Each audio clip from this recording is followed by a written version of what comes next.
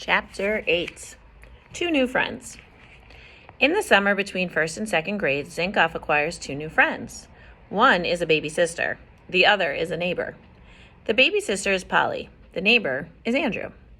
When Zinkoff first meets his baby sister, his mother says, "Look," and pulls down the blanket. Zinkoff's eyes boggle. There are two silver stars on the baby's diaper. This baby is less than 1 day old. What can she have done already to deserve 2 stars? He's never been awarded more than 1 at a time. "Mom," he says, 2 stars? What did she do?" "She did the best thing of all," says his mother, pulling up the blanket. "She was born." "Has Zinkoff been misinformed? I was born too, wasn't I?" She pats his hand. "Absolutely. You were every bit as born as Polly was." "So," he says, "how come I didn't get 2 stars?" "Who says you didn't?" He brightens. "I did?" She shakes her head. "Sorry, I was kidding you. That was before I started giving out stars." Now she needs to pick him up again. "Tell you what, how do you like your being born stars now? Better late than ever." He brightens again. "Yay!" But she was not finished thinking. "Or how about this? We can make a deal. We could wait until you're having a really bad day. Someday when you could really, really use 2 stars to pick you up. And that's when you get them." He thinks it over. He hates to wait, but he loves to make deals. "Okay," he says, and shakes his mother's hand. Then he reaches into the blanket and shakes the baby's foot. A month later, the new neighbors move in next door. That same day, Miss Zinkoff bakes a strawberry angel food cake and carries it out the front door. Her firstborn tags along. This is how we say welcome. He stands at his mother's side as she rings the doorbell and says, "Welcome to the neighborhood," and hands the cake to the new lady neighbor whose proper name is Mrs. Orwell, but whose first name is better, Charisse. Then he's introduced. "This is my son, Donald." Charisse smiles down at him and shakes his hand and says, "Hello, Donald. I have a son, too. His name is Andrew.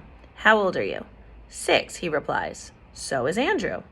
Zinkoff stares at the two ladies in wonder. "Wow, same as me." He looks past Charisse. "Is he in there?" "He is," says Charisse, "but he's hiding. He said he's never coming out. He's mad because we moved away from our other house." Zinkoff thinks about this for a moment. He lifts a finger to Charisse. "I have an idea. Tell Andrew my father is a mailman. That will make him come out." In Zinkoff's view, carrying the mail is the most interesting job there is. Charisse nods solemnly. "I'll give it a try." Before Zinkoff and his mother get back to their own house, he has another idea. "I'm going to make a special welcome just for Andrew." "Good for you," says his mother. "A cake?" "No, a cookie." His mother does not say no. His parents try not to say no to him unless it's really necessary. So when he announces that he intends to bake a cookie, his mother simply says yes. "What kind?" He doesn't hesitate. "A snickerdoodle." The snickerdoodle is his favorite cookie. Every cookie tastes good to him, but the snickerdoodle tastes twice as good because of their name. Sometimes his dad says snookerdoodle and makes him laugh for an hour. Zinkoff's idea is to bake a snickerdoodle so big that Andrew, the new neighbor, will have to come out and see it. Since he's working on the kitchen table, it seems to him that the largest cookie he can make would be one as large as the table itself. But his mother points out that a cookie that big could not fit in the oven. So he settles for a rectangular cookie that covers the entire cookie pan. Every time his mother tries to help, the young chef snaps at her. "I can do that." So his mother simply gives directions and says, "Heaven help me," a lot, while her intrepid son makes a mess of the kitchen. Flour and eggs fly everywhere. For weeks to come, the family will feel the crunch of sugar grains underfoot. Finally, miraculously, the cookie gets baked. He snatches the quilted mitten and potholder from his mother. "I can do it myself," pulls the hot pan from the oven and sets it on the kitchen table. Impatient as always, he cannot wait for it to cool.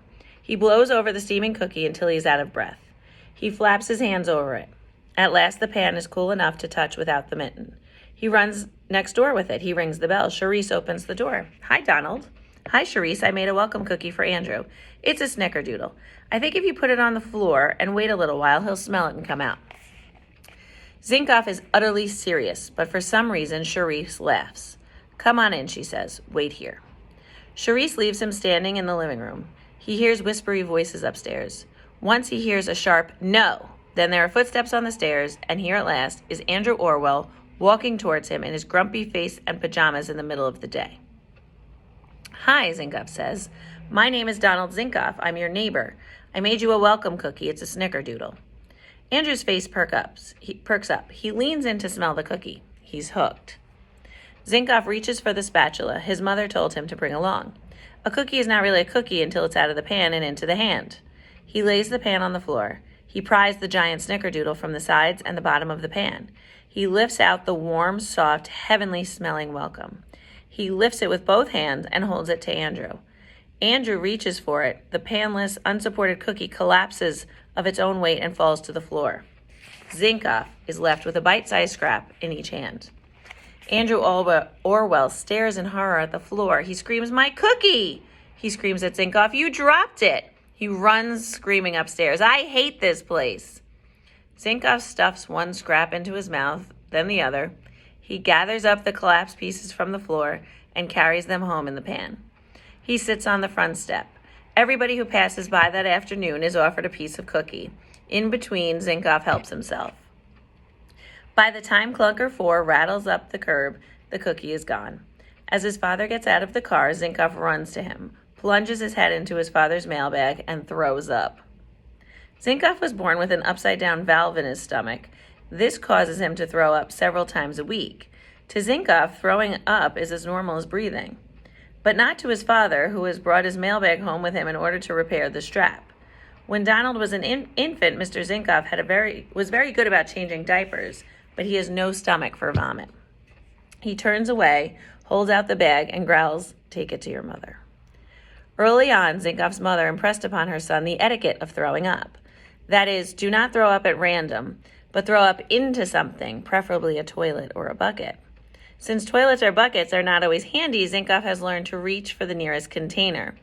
Thus, at one time or another, he has thrown up into soup bowls, flower pots, waste baskets, trash bins, shopping bags, winter boots, kitchen sinks, and once a clown's hat, but never his father's mailbag.